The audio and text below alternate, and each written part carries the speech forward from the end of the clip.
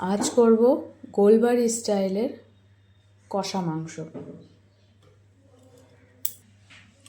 তার জন্য চিকেনের মধ্যে দিয়ে দিলাম 3 চামচ দই,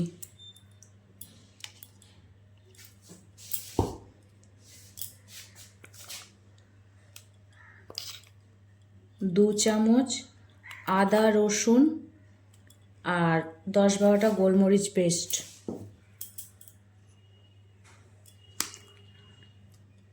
আর দিয়ে দিলাম পেঁয়াজ বাটা,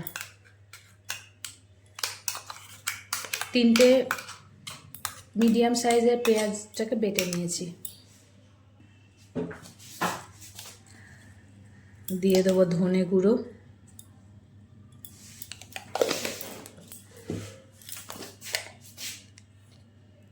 দিয়ে দেবো জিরে গুঁড়ো। এবার চিকেনটাকে ভালো করে মেখে নেব। স্বাদ অনুযায়ী নুন দিয়ে দেবো,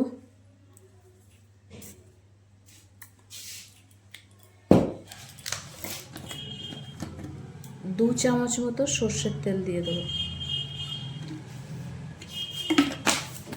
আবারও ভালো করে মেখে নেব। চিকেনটা ভালোভাবে মেখে নিয়েছি, এবার এটাকে 2 ঘন্টার জন্য রেখে দেবো। কড়া বসিয়ে দিয়েছি,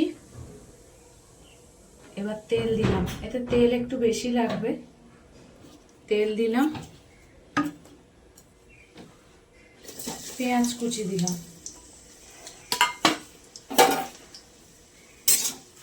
এটা এই পেঁয়াজ কুচির বেরেস্তা হবে।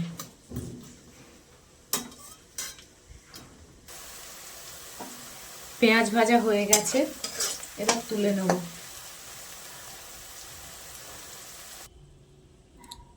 পেঁয়াজ ভেজে তোলা হয়ে গেছে, এবার এটাকে পেস্ট করে নেব। ওই পেঁয়াজ ভাজা তেলেই দেব 2টো তেজপাতা, 2টো শুকনো লঙ্কা, 4টে এলাচ আর দারচিনি স্টিক।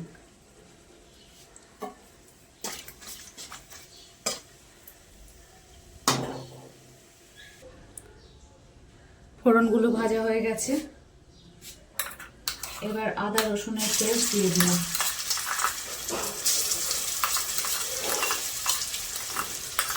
দেড় চামচ আদা রসুনের পেস্ট দিব এখানে।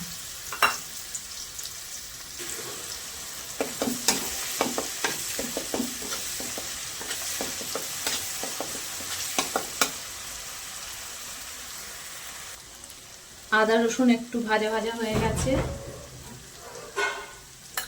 এবার পেঁয়াজ ভাজার যে পেস্টটা করেছি সেটা দিয়ে দিলাম।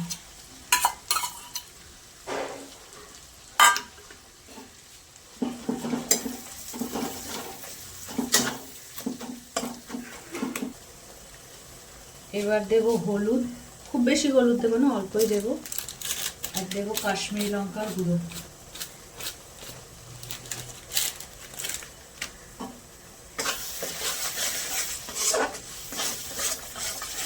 এবার ভালো করে কষতে দেব।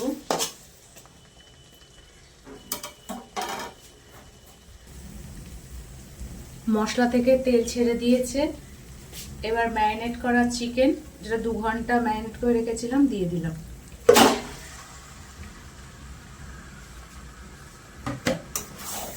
এবার চিকেনটাকে ভালো করে কষতে হবে।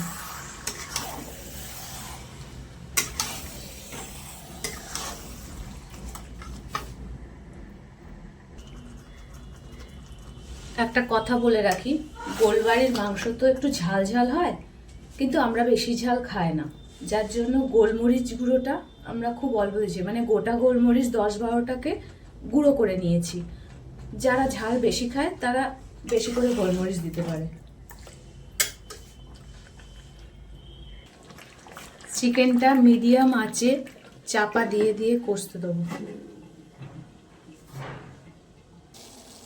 অন্যদিকে চায়ের লিকার করে নেব। জল ফুটছে, চা পাতা দিয়ে দিলাম, লিকারটা করে নিলাম। এবার লিকারটা ছেঁকে নেব। চিকেন থেকে তেল ছেড়ে দিয়েছে, এবার চায়ের লিকারটা দিয়ে দেবো।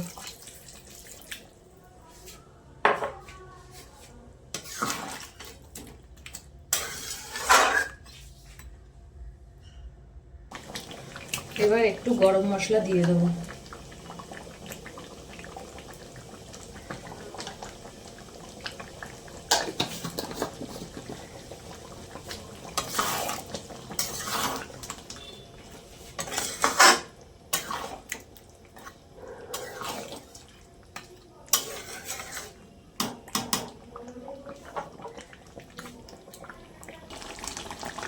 চিকেন কষা আমাদের রেডি, এবার সার্ভ করে দেবো। চিকেন কষা আমাদের রেডি।